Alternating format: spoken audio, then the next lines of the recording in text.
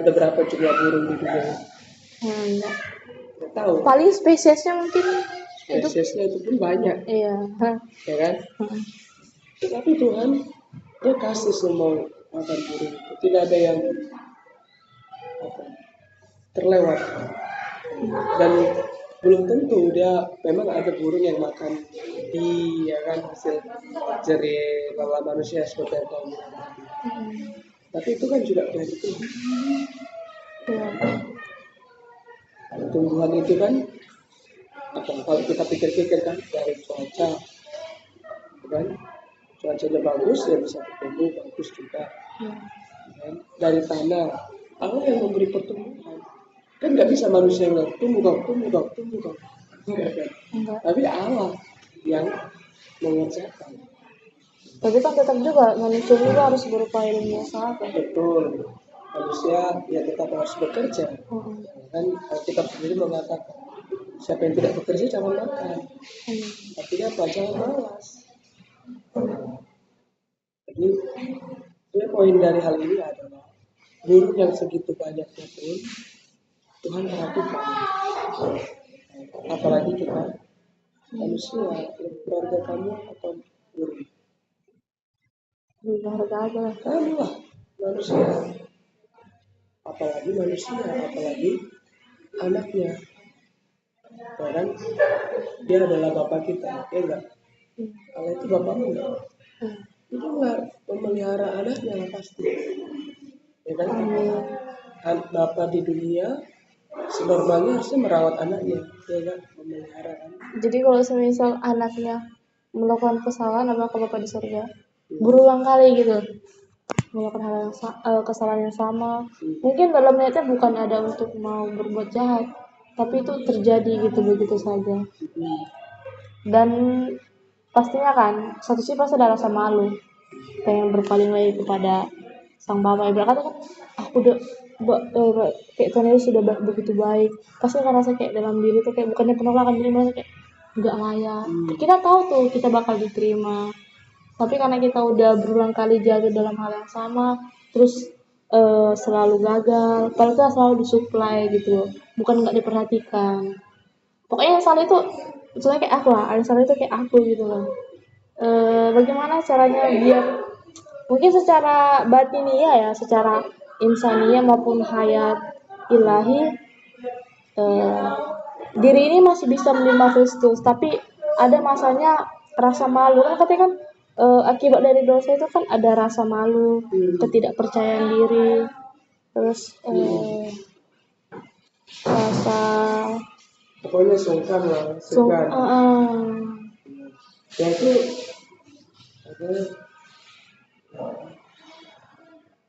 itu aku lagi ngerasain sekarang sih kayak gitu. Apalagi karena kuliah ini kan, jadi aku masih kayak gagal banget gitu sebagai ya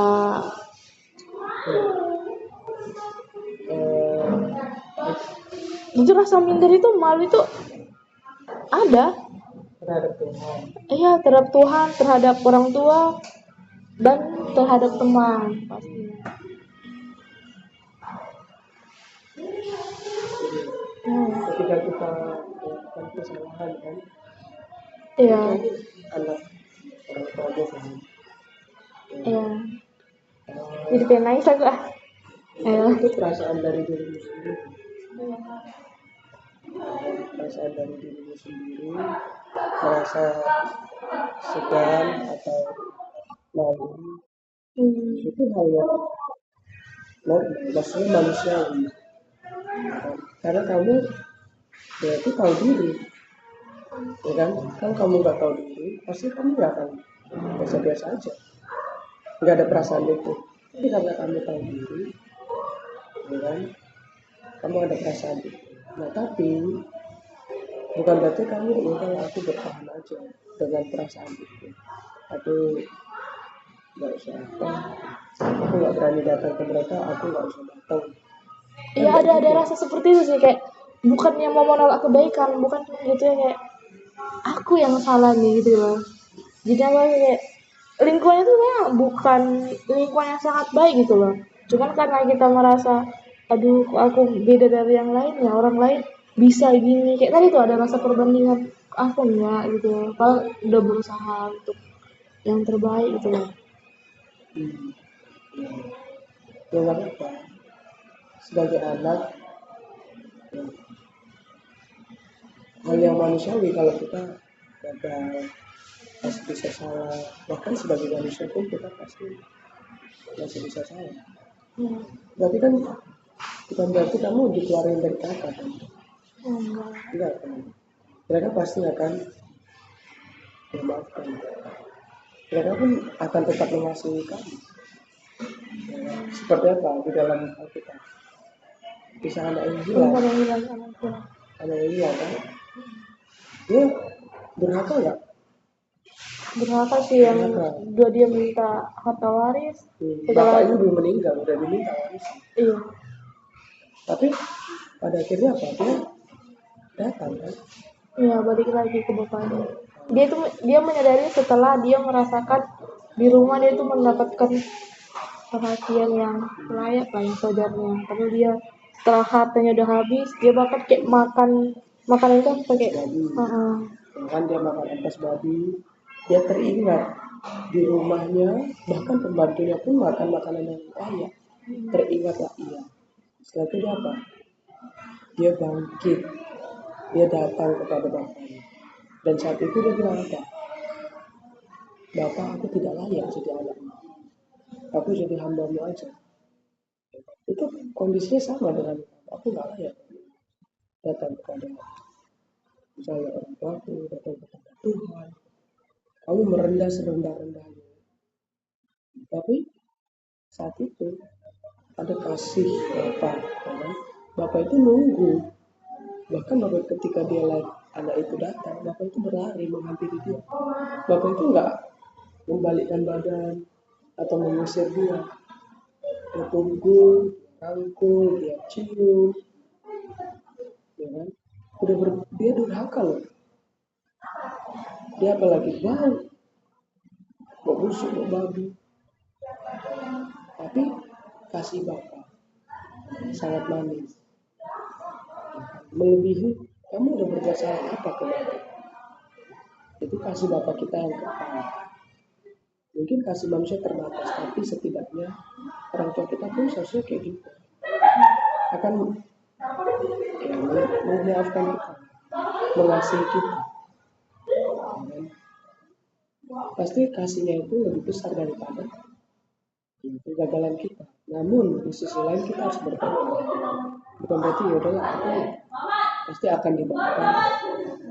Bukan kita dengan sengaja berbuat hal yang salah lagi. Berarti kita nggak tahu.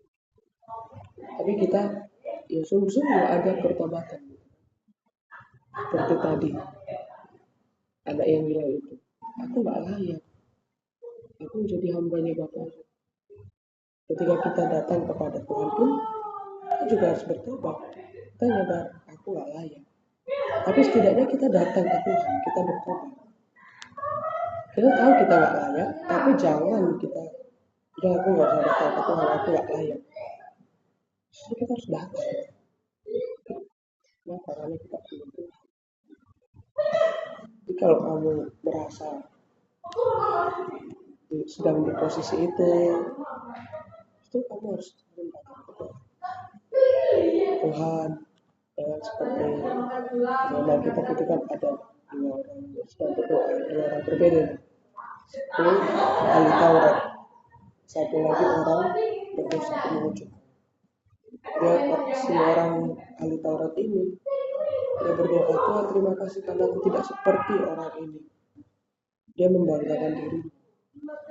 Di sisi lain, yang pengunjuk ini dia menangis di hadapan. Dia menyadari kondisinya yang sangat berdosa. Ya, Tuhan, aku tidak layak di hadapan. Tapi yang dibenarkan Tuhan adalah orang yang mengaku dia tidak layak, bukan orang yang memegahkan diri. Kalau kan berarti dari segi pekerjaan kan ahli Taurat itu udah rohani. Iya rohani. Pokoknya dia kan udah ayat Alkitabnya pasti udah mencerminkan gambaran dia. Ahli Taurat kan. Itu yang tadi yang kita bahas. Ahli Taurat